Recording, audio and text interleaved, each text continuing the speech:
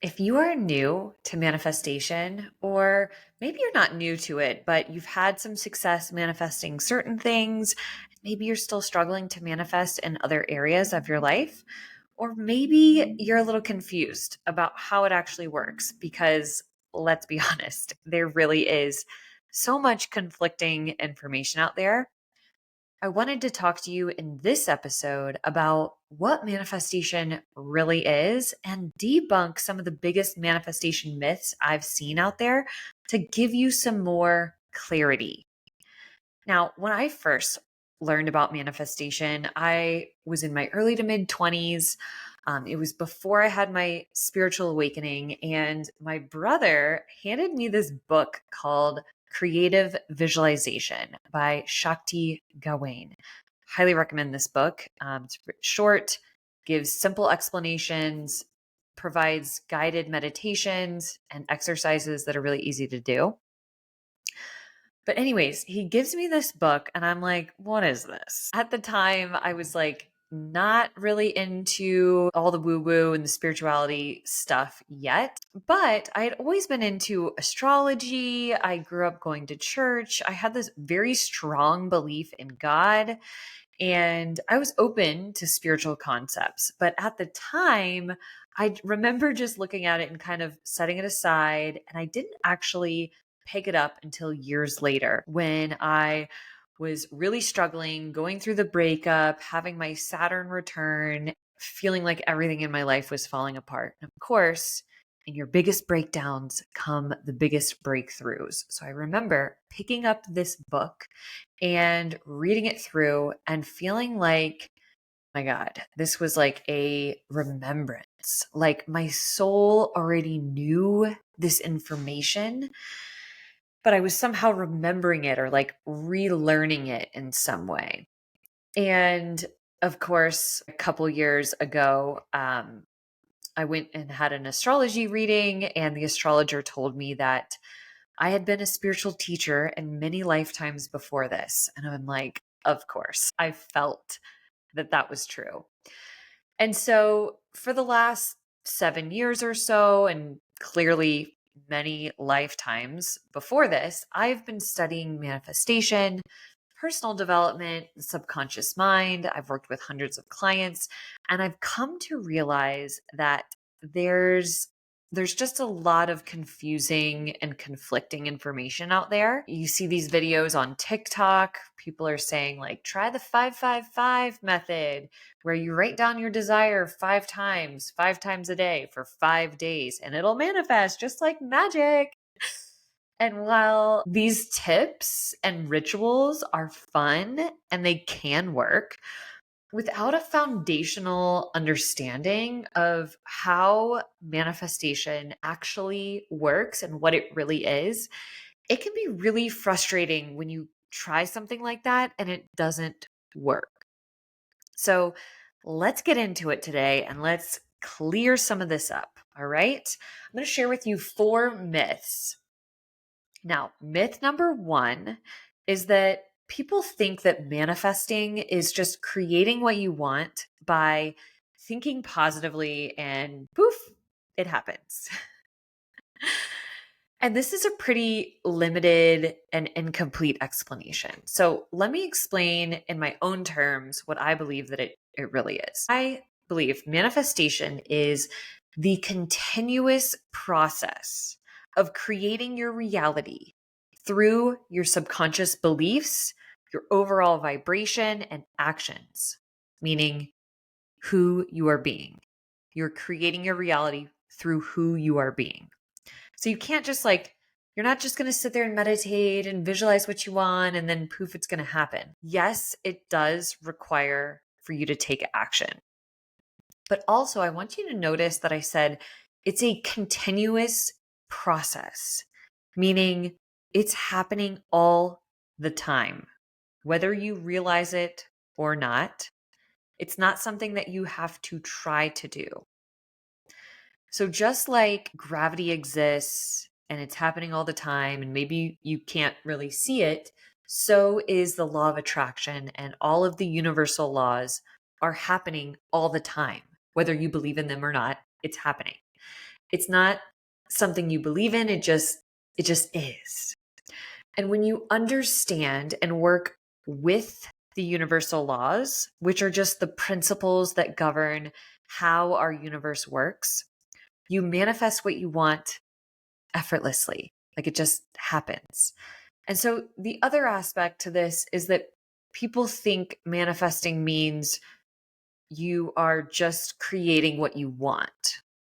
But like I said before, you are always manifesting nonstop, all the time, whether it's wanted or unwanted. And so the key is to be an intentional manifester, to learn how to do it with intention. So if you're new to manifestation, you feel like it hasn't worked or you're confused in any way, let me give you a basic understanding of the most important universal laws that define how manifestation works and how you are constantly creating at every moment. So the law of vibration states that everything in this universe is energy, vibrating at different frequencies. So you, me, this chair I'm sitting in, your thoughts, your feelings, your words, sounds, all of that is vibration. Things that appear solid are actually just vibrational energy. You are actually more space than you are matter. Feelings like love and gratitude, they are at the highest vibrational frequency. So the frequency of love is 528 hertz. Like there's an actual number for the frequency. And you can listen to these frequencies. I listen to 528 hertz at night on Spotify. Just look up solfeggio frequencies on Spotify. When you listen to certain frequencies, you elevate your own vibration to that frequency. But the same goes for the lower vibrational frequencies. Feelings like hate, shame, greed, those are some of the lowest frequencies. And I don't know if you are familiar with Dr. Emoto's water experiment. If you're not, go look him up, but I'll give you an understanding here. He's a Japanese scientist who proved that your thoughts, words, and intentions affect what manifests for you. So he did a few things. One thing he did was he spoke kind and loving words to plants, and they grew beautifully. And then he spoke words of hate, and the plants didn't grow. But he also studied the molecules of water under a microscope after speaking loving, kind words. And the molecules of the water that had positive words spoken to it formed into these perfect, beautiful snowflakes under the microscope. But the water that had negative hate words spoken to it formed into this like ugly, disformed shape. Now, you are 70% water. So think about how your thoughts, your words, your intentions affect you, your overall frequency, your vibration, and your physical appearance. So you have an overall vibrational frequency you're giving off at all times, right? You can feel people's energies. You can walk into a room and feel whether it's bad vibes or good vibes. You can be around someone and tell whether their energy is good or you don't want to be around them, right? Your vibration is determined by what you're consistently thinking, feeling, focused on, and believing. The law of attraction states that like vibration attracts like vibration. So you attract situations, people, opportunities, relationships, things, experiences into your life that reflect your general overall vibration. And since you are energy that's vibrating at all time, you are constantly attracting more of what matches your vibration. Having an overall general low frequency is going to attract low vibe situations, negative, toxic people, relationships, experiences, more of the things that you likely don't want. Having a higher overall frequency attracts more things you do want, better opportunities, other high vibrational people, relationships, positive experiences, like all the things you do want. But what you need to understand is that you are always manifesting based on your frequency, whether it's wanted or unwanted. Now, this leads me to myth number 2. Myth number 2 is that people think in order to manifest what you want, that you have to just be positive all the time. You have to think positive all the time. And that if you have a negative thought, that means you're going to manifest something negative into your life. And that's not really how it works. If you manifested things based on every single thought you had, that would just get ridiculous, right? You would think about a blue elephant and poof, there it would magically appear. So thank God your thoughts don't immediately manifest, but what you focus on consistently with intention, you send your energy towards. What you send your energy towards, you magnetize back towards you. Okay. So if you continually have the same negative thoughts over and over again, you're focused on what you don't want. You're actually sending your energy towards what you don't want. But having a negative thought or negative feeling isn't bad. It isn't necessarily going to manifest. In fact, ignoring your negative emotions and trying to just be positive all the time can be even more toxic when you don't allow your feelings to process. Because what happens is that your body holds on to those negative emotions, those unprocessed emotions, and it ends up affecting your overall frequency, keeping you in a low vibration, and that just becomes counterproductive. So, feeling your emotions, processing them, is what sets them free and is what keeps your overall vibration high. And this is why I love EFT tapping. I'm sure I'll talk a lot more about EFT on this podcast as we go on, but EFT stands for Emotional Freedom Technique. And what you do with this is you tap on different energy meridian points of your body to release trapped emotions that are generally keeping you stuck and keeping you from manifesting what you desire. Tapping helps raise your vibration and your overall frequency. And it also helps reprogram your subconscious mind because you start tapping on positive affirmations. So while it's important to have a positive mindset and to feel grateful in order to manifest what you want, having a negative thought or emotion is not going to manifest something bad or unwanted.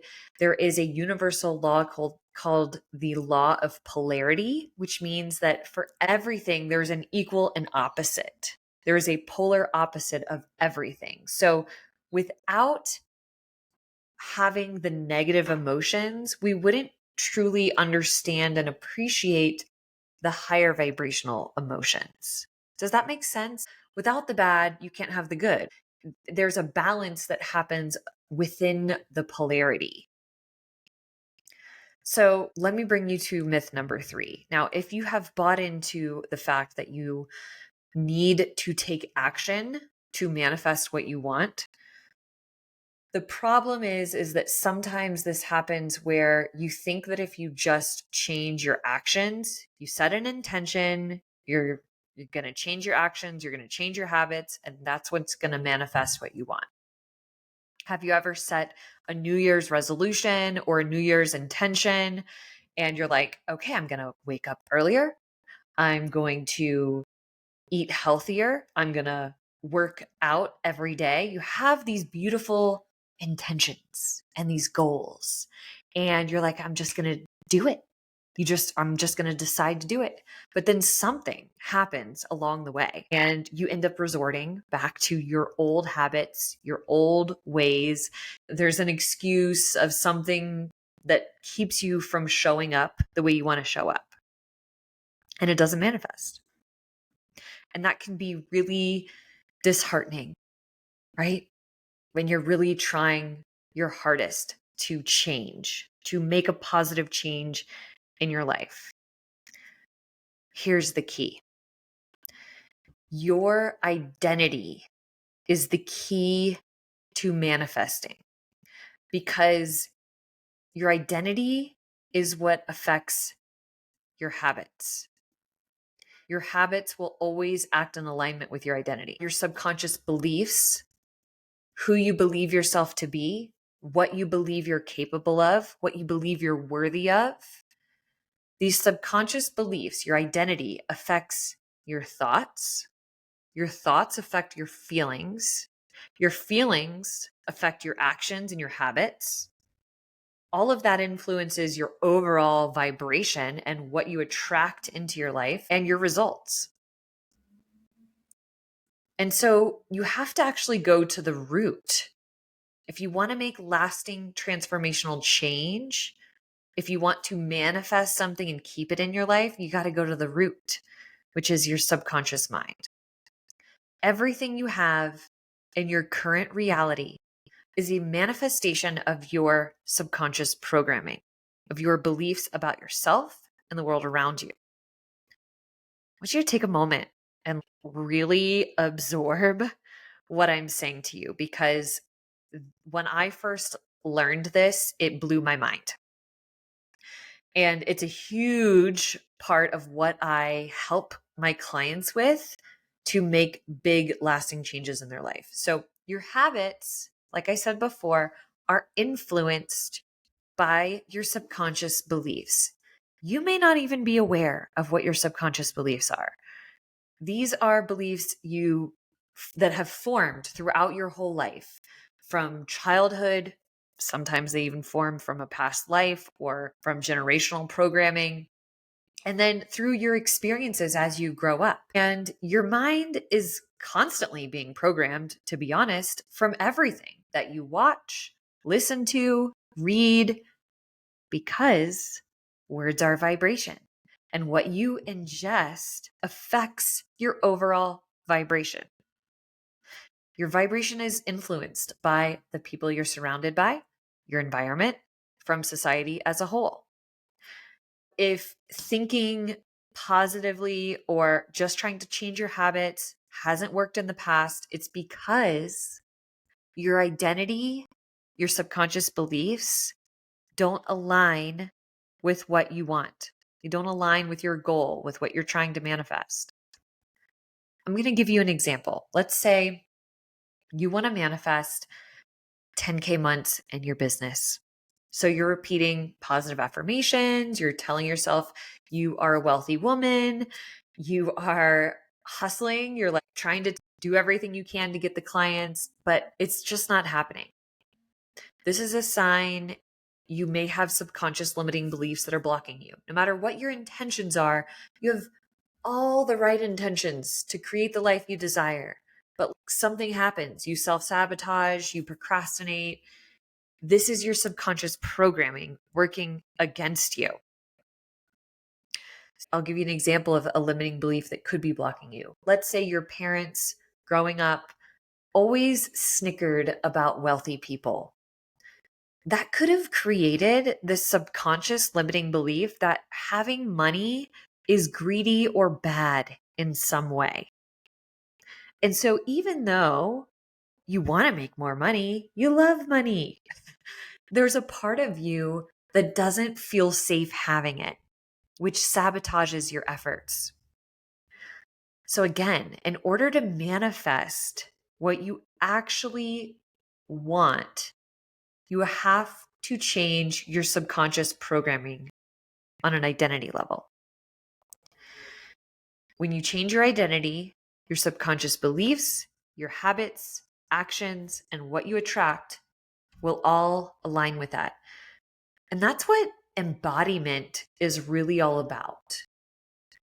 Embodying the version of you that has what you want. Have you ever heard that? You have to embody the version of you that has what you want in order to manifest it.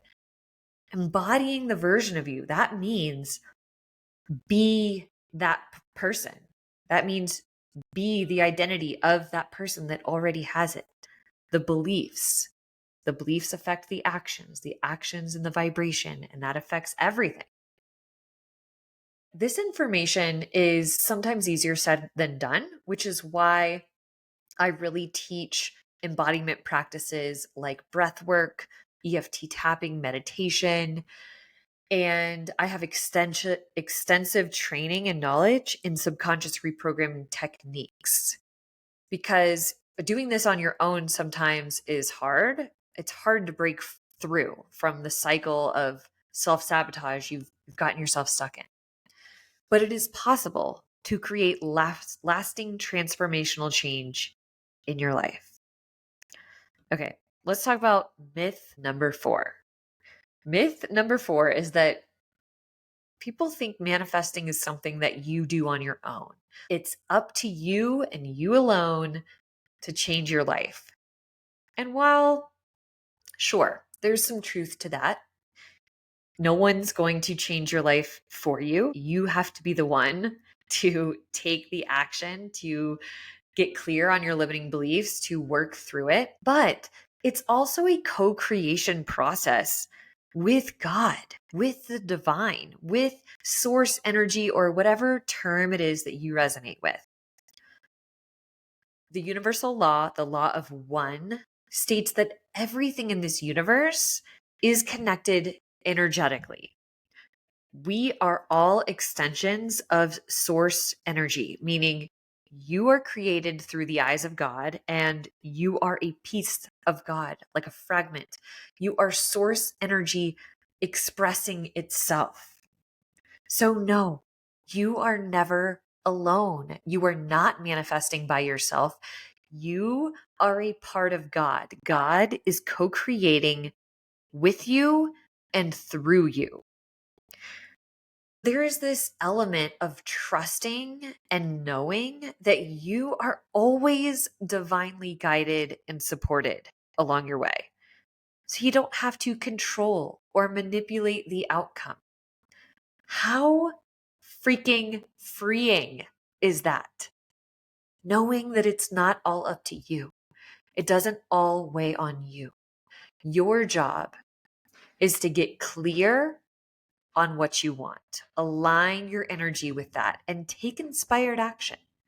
Then surrender the rest to the divine. Sometimes when it looks like nothing's happening or like your desire isn't manifesting, maybe you give up.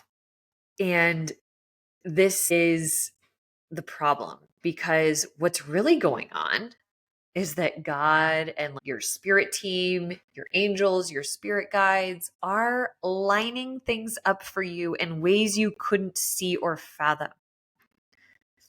And sometimes things have to fall out of your life to create space for something better. So it seems like it's not working, but really there's things going on behind the scenes that you can't see.